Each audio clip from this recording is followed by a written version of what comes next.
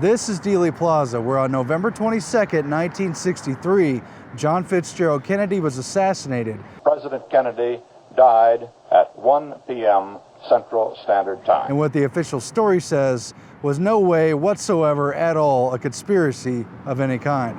You'll know it's Dealey Plaza because the sign says Dealey Plaza. And here's where JFK's parade route wasn't changed to ensure that the president's limo would make a wide left turn. The president's car is now turning onto Elm Street, and it will be only a matter of minutes before he arrives at right down here and glides slowly past the Texas School Book Depository, leaving him wide open. And on the 6th floor of that book depository, out of the far right corner window, is where we're told 24-year-old FBI informant and lone assassin Lee Harvey Oswald, who planned and committed the shooting completely of his own accord, all by himself, was able to fire 3 bullets out of a bolt-action Mannlicher Carcano rifle in just 6 seconds, only missing once. Despite the fact that Dallas police chief at the time of the shooting, Jesse Curry, later admitted, quote, "No one has ever been able to put Oswald in the Texas School Book Depository with a rifle in his hand." According to the Warren Commission tasked with investigating the assassination, which for some reason included former CIA Director Allen Dulles, who was personally fired by JFK, so why was he even on the Warren Commission? You say if you still think it was one man?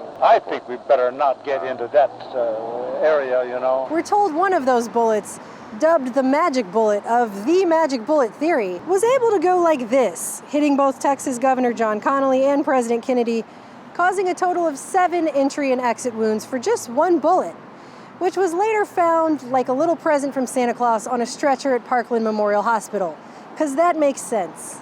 The book depository is also home to the 6th floor museum, where you're not allowed to take pictures or actually see the 6th floor window that Oswald supposedly fired from because reasons?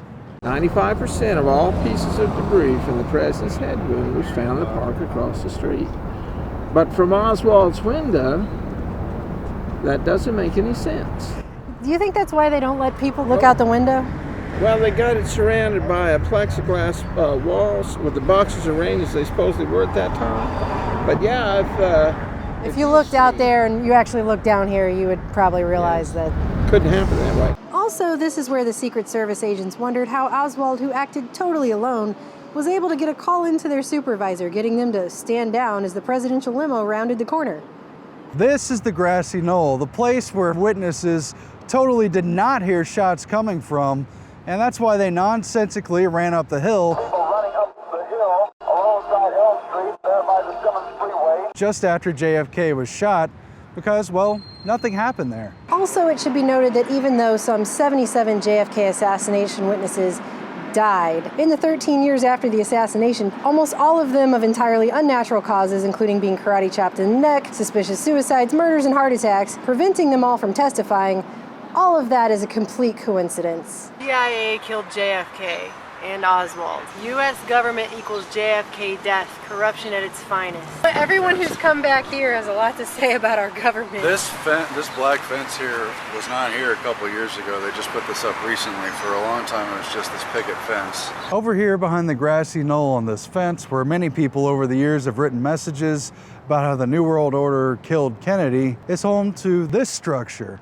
where witness Lee Bowers was working for the Union Terminal Company and had an unobstructed view of the grassy knoll, where he testified he saw 2 men standing near the underpass.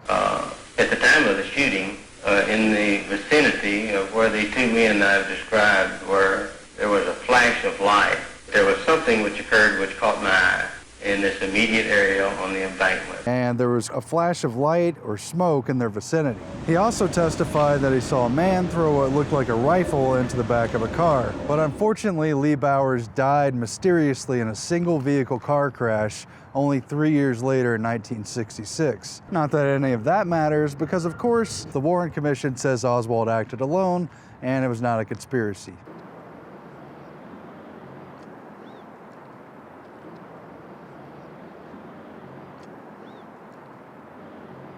Also on these train tracks in a boxcar, 3 tramps were arrested right after the assassination. Although for supposed tramps, they were clean-shaven with haircuts, well-fed, and wearing clean clothes and nice shoes. No official arrest records exist for these men, one of whom later came forward to claim he actually worked for the CIA and was ordered to go to Dealey just before the assassination to place a briefcase containing forged Secret Service papers in a truck before hanging out in a boxcar filled with weapons, because that's not suspicious or anything.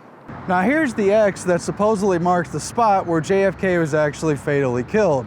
Of course, the marking is about as accurate as the Warren Commission report itself, but people love to run out here and stand on the X like idiots because, well, standing in a place where a president was killed is just the thing to do on a random Sunday. Am I right?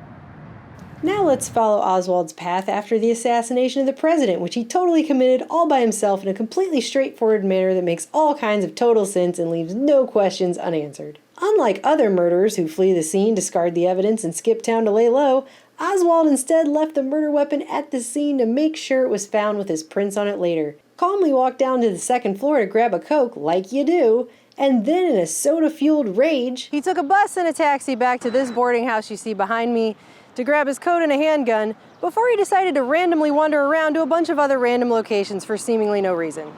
First, he went back to the house that he once lived in with his estranged wife, Marina. The same house where about 6 months before he asked his increasingly estranged wife to take an incriminating photo of him conspicuously holding the future murder weapon along with a handful of communist newspapers to make sure and implicate himself in any future crimes committed by Marxist-Leninists against leaders of the free world in the future.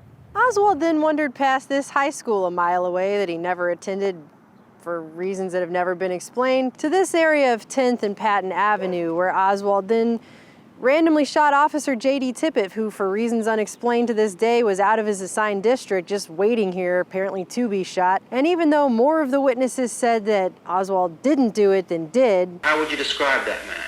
Well, he's kind of chunky. He's kind of heavy. He wasn't a very big man. Was he tall or short? Yeah, he's kind of short guy. Short and heavy. Yes. They still went ahead and put a plaque here saying he for sure absolutely did murder J.D. Tippett, even though they never had his day in court and there's no actual evidence that that even happened. Again, for reasons that have never been explained. Has anything been explained? Nothing's been explained. So what do you think? This route makes sense? Not at all.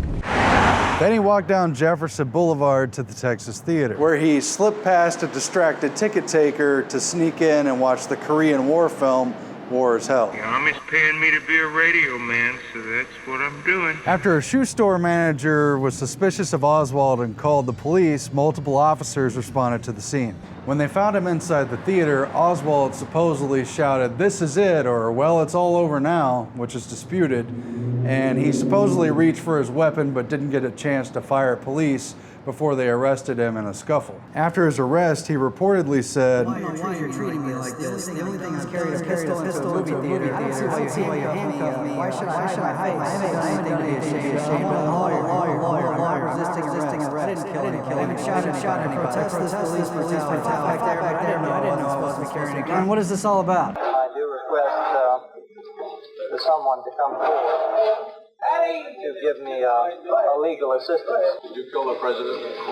No, I've not been charged with that. In fact, nobody has said that to me yet. After repeatedly insisting upon his rights and demanding a lawyer, Oswald also told reporters, quote, "I'm just a patsy." Come on, man. No, they're taking me in because of the fact that I lived in the Soviet Union. I'm just a patsy. Exactly what you would say if you had just killed the president. Really? But according to the official story, he definitely wasn't a patsy, and that's why 2 days later he was shot in the basement of the police headquarters during a transfer by strip club owner Jack Ruby, who reportedly liked to hang out with his good buds at the police station all the time, just like strip club owners always do. Also, no one let Ruby into the basement garage to make sure he'd be at the right place at the right time to take out Oswald, just like the way they cuffed themselves to Oswald during his transfer didn't leave Oswald wide open to being shot and killed to make sure he never made it to trial. And that's the open and shut case of Lee Harvey Oswald, lone assassin.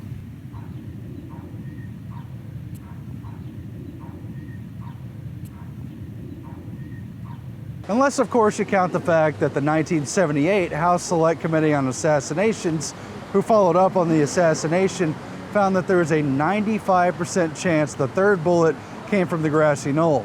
But since it was never widely reported or followed up on or talked about, it's like it never happened.